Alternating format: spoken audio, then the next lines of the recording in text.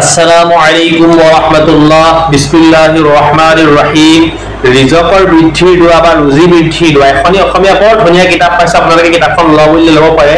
ইয়াত আপোনালোকৰ যাৱতীয় জীৱনত অত্যন্ত প্ৰয়োজনীয় বস্তুবিলাক ভাগ ভাগকে উলামায়ে কেৰাম বা হুফাজে কেৰাম বা মুফতিয়ানে ইজাম সকলে ভাগ কৰি দিছে আমাৰ অসমীয়া সমাজৰ মুছলমান সকলে সহজভাৱে চলিবৰ কাৰণে।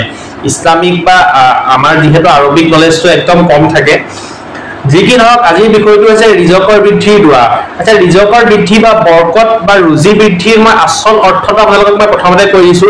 ৰিজকৰ বৃদ্ধি বা আৰ্থিকভাৱে বা ইকনমিকেলি অৰ্থাৎ টকা পইচাৰ ক্ষেত্ৰত আল্লাহ ৰাব্বুল আলামিনে যিটো বৰকতৰ কথা কোৰআন বা হাদিছত কয় তাৰ অৰ্থ এইটো নহয় যে আজিলৈকে 10 টকা ইনকম হৈছিলে কাইলৈৰ পৰা 1 লাখ টকা ইনকম হৈ যাব। বৰকতৰ আচল মিনিং বা আচল অৰ্থ তাৰ যদি তফসিৰ আপোনালোকে শুনিবলৈ বিচাৰে মই মানে সংক্ষিপ্ত আকাৰত কৈ দিছো। বৰকত মানে এনেকুৱা এটা বস্তু কোৱা হয় যদিহে আজিলৈকে কিবা এটা কাম আপোনাৰ 10 টকাত হৈছিলে কাইলৈকে সেই কামটো কাইলৈৰ পৰা আপোনাৰ 2 টকাতে হ'বলৈ ধৰিব। মানে কম খৰচত অত্যাধিক কাম হোৱা। সেই ধৰণে সময়ৰ ক্ষেত্ৰতো বৰকতৰ কথা থাকে। যদি কিবা এটা কাম আপুনি 3 ঘণ্টাত কৰি আছে যদি সময়ত বৰকত অহাৰ কথা কোৱা যায় তেনেহলে আমি এইটো বুজিম যে এইটো কাম কাইলৈৰ পৰা আমাৰ 3 ঘণ্টাত নহয় মাত্ৰ 1 ঘণ্টা বা 1.5 ঘণ্টাতে সেই কামটো আমাৰ সিদ্ধি হ'ব। মানে কম সময়ত বা কম পইচাত বা যিকোনো বস্তু এটা কম এমাউন্টত মানে কম ডিপজিটত অত্যাধিক আমি লাভ কৰিব পাব লাগিব। মানে তাত ইনভেস্ট কম হ'ব, বস্তুটো কম দিয়া হ'ব, তাত জমা কৰা হ'ব, কিন্তু আমি ফলাফল হিচাপে এটা অত্যাধিক পাম। ইয়াকে আমি ৰিজকৰ বৃদ্ধি বা আমি বৰকত বুলি কওঁ। আজিৰ যিটো দোৱা লৈ আহিছো দৈনিক যদি আপোনালোকে বিসমিল্লাহ সহ 3 বাৰ এই দোৱাটো পঢ়ে ইনশাআল্লাহ আল্লাহ ৰাব্বুল আলামিনৰ ফজল আৰু কৰমত আপোনালোকৰ ৰিজকৰ বৃদ্ধি হ'ব। দোৱাটো হৈছে বিসমিল্লাহিৰ ৰহমানিৰ ৰহিম। কুলিল্লাহুম্মা মালিকাল মুলকি তুতিল মুলকা মান তাশা ওয়া তানজিউল মুলকা মিম্মান তাশা ওয়া তুইজ্জু মান তাশা ওয়া তুযিল্লু মান তাশা বিয়াদিকাল খায়র ইন্নাকা আলা কুল্লি শাইইন কাদির। تولج الليل في النهار وتولج النهار في الليل وتخرج الحي من الميت وتخرج الميت من الحي وترزق من تشاء بغير حساب। এতিয়া কথাটো হ'ল মই এবাৰ কৈ দিওঁতে শুনোতে আপোনালোকৰ মনত নাথাকিব পাৰে।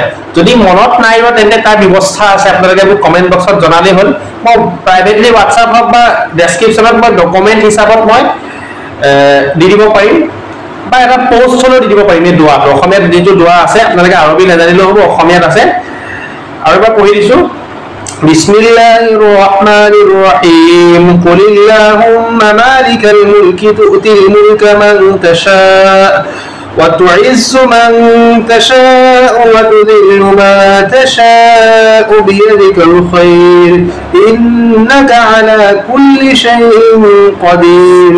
تولد الليل في النهار وتولد النهار في الليل وتخرج الحي من الميت وتخرج الميت من الحي وترزق من تشاء بغير حساب। একচুয়ালি এটা আয়াত নহয়, 2টি আয়াত হয়। যি কি নহওক আল্লাহ ৰাব্বুল আলামিনৰ ওপৰত ভৰসা ৰাখিব লাগে। কোৰআনৰ বস্তু হয়, কোৰআনৰ কোনো এটা আয়াত, কোনো শব্দ, কোনো বাক্য, এটা হৰফো বেকাৰ নহয়। আল্লাহ ৰাব্বুল আলামিনে কোৰআনে কাৰীমক আমাৰ কাৰণে ৰহমত আৰু শিফা আৰু দুনিয়া আখিৰাতৰ কামিয়াবিৰ সবক বা এটা ব্যৱস্থা আমাক দিছে কোৰআন হিচাপত। গতিকে কিবা এটা বস্তু যেতিয়া উলামায়ে ক'ব বা আমি যেতিয়া কিবা এটা কওঁ আপোনালোকক যে এইটো বস্তু এনেকুৱা ধৰণে কৰক, তাত আপোনালোকৰ দুনিয়া আখিৰাতৰ ভালাই থাকে, তাত কোনো ধৰণৰ সন্দেহ নাৰাখিব। আল্লাহ ৰাব্বুল আলামিনে যদি বিচাৰে আপুনি কম সময়ত আপোনাৰ আৰ্থিকভাৱে টকা পইচা ৰিজক আপোনাৰ প্ৰত্যেকটো বস্তু আপুনি বা উন্নত দেখিবলৈ পাব। প্ৰত্যেকটো বস্তু আপুনি অনতি পলমে বাঢ়ি যোৱা দেখিবলৈ পাব। খালি আপুনি বিশ্বাস ৰাখি ইয়াকিন ৰাখি দিলত এটা মানে আল্লাহৰ প্ৰতি নিৰ্ভৰযোগ্য হৈ মখলুকৰ প্ৰতি বা অন্য কাৰোবাৰ প্ৰতি বা জনাবৰ প্ৰতি নহয়, যে আল্লাহে যি কৰিব সেই বস্তুটোৰ ওপৰত ভৰসা ৰাখি পেলাই দোৱাটো আপোনালোকে পঢ়িব।